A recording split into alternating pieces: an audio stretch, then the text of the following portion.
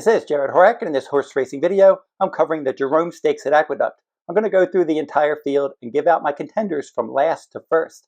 Now this is a Kentucky Derby 2025 points race, and through the first 11 Derby points races, my top choices have 4 wins, a runner-up finish, and a show finish. Now if you're interested in my full card analysis, I'm covering full cards at Santa Anita Park, and then I'm also going to be offering some other tracks for full cards on Saturdays in 2025. Now, I have been selling full card analysis online since the late 1990s. I'm covering Santa Anita each day that they run, and I offer individual full cards, weekly and weekend packages, and the entire meet. And you can find my analysis on my sales page at therunawayhorse.com.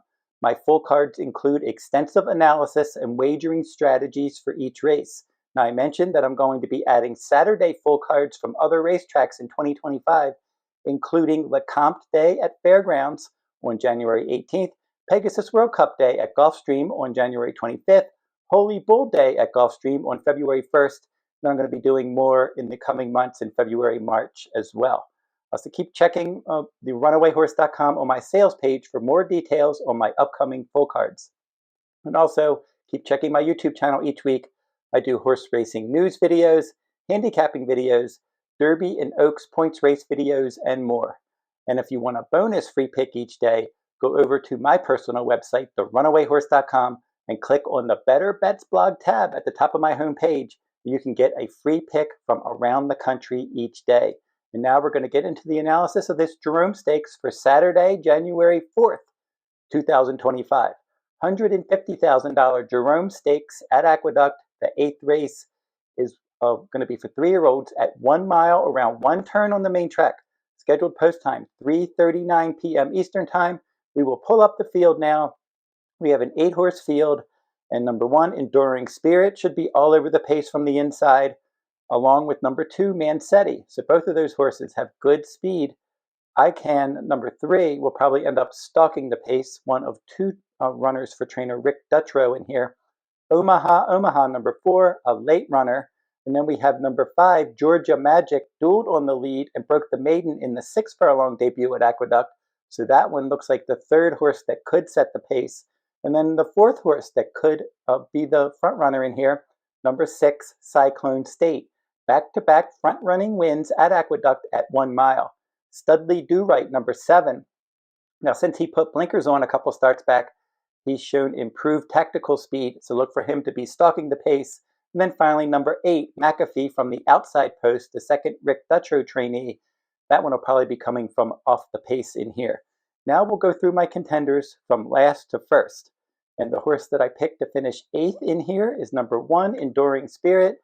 He could take the worst of it from the speed horses because he is down on the inside, and he's got 3 speed horses to his outside. He's 1 for 5 with no seconds and no thirds. He broke his maiden going wire to wire at 5 furlongs at Churchill's second time out.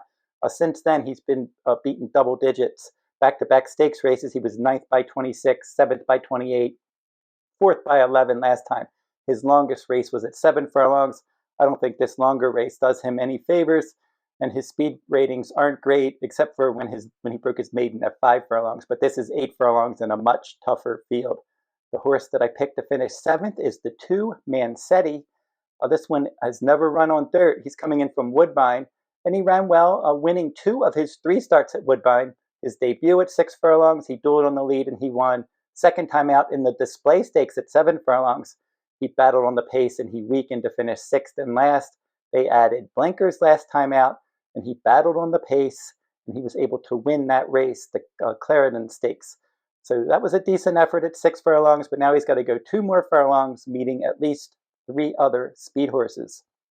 The horse that I pick to finish 6th is number 5, Georgia Magic. Another horse that should be forwardly placed, $230,000 Son of Good Magic here.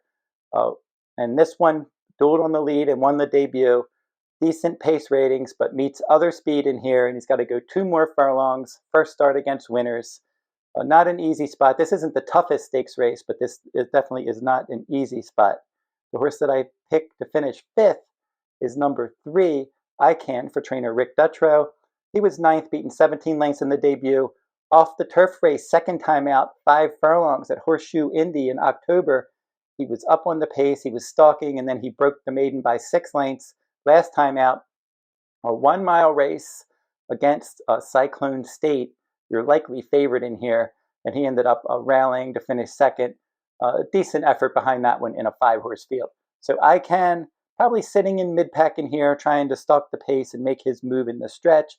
Now we're down to my top 4. And the horse I picked to finish 4th is number 4 in here, Omaha, Omaha. This is a son of Audible, Kitten's Joy, the dam sire.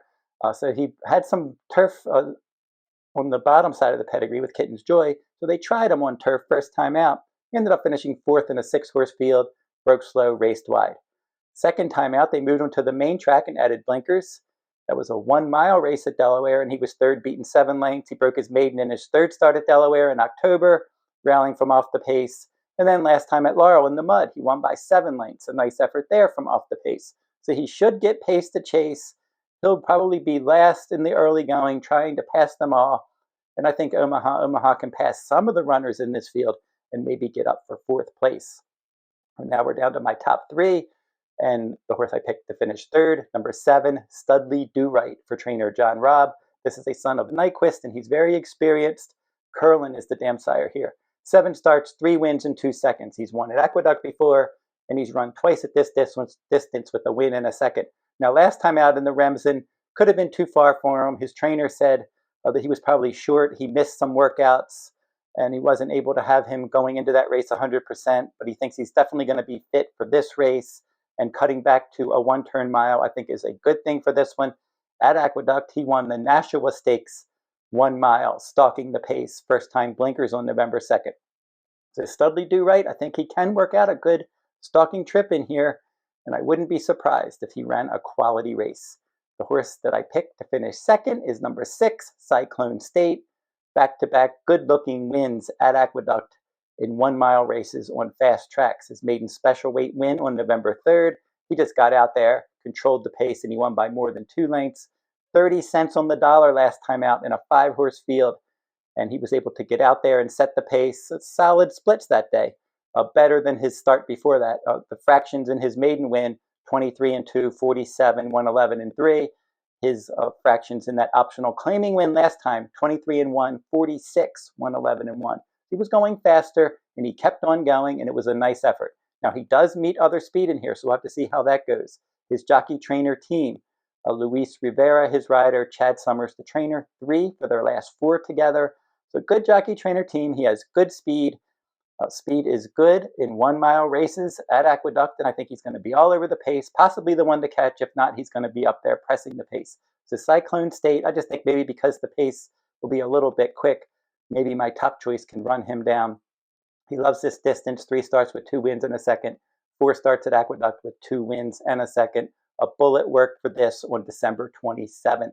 My top choice, I'm going to take a chance with number 8, McAfee for trainer Rick Dutrow, a cloud computing colt that they only paid $40,000 for. And this one, the dam is the same dam as Torpedo Anna. So this is a half-brother to Torpedo Anna, and he's run 2 times. His debut at 6 furlongs at Churchill, 11-horse field. He rallied from 9th, more than 7 lengths back, to win going away by more than 3 lengths. A good effort at 10-1 in the debut. And then he went from 6 furlongs in that debut, 2 more furlongs to a 1-turn mile at Churchill's second time out starter allowance race. And that day he was stalking the pace from the inside post, and he missed by a head. So he has plenty of upside. He's only run twice, and I think the race shape and the race flow could be in his favor because there are up to 4 horses that like to show speed in here. And if the fractions can get honest from that outside post in this long 1-turn race, I think he could work out a decent trip. Now, Rick Dutrow's having an outstanding meet, 46% wins, 15 for 35, and then Jose Gomez is going to ride, and he is 2 for 8 with Rick Dutrow. 75% of those horses finished in the top 3. So this is a decent jockey trainer team. This horse has 2 workouts or 3 workouts at Belmont in December since that November 24th head defeat last time out. So McAfee is going to be my top choice in this race. And as I said, my second choice, Cyclone State, solid contender. Studlydoright, my third choice, rounding out my top 4. Number 4, Omaha. Omaha. Don't forget to like, subscribe, and comment if you like this horse racing content, and keep checking my YouTube channel each week for these horse racing handicapping videos. And until I see you next time, good luck at the races.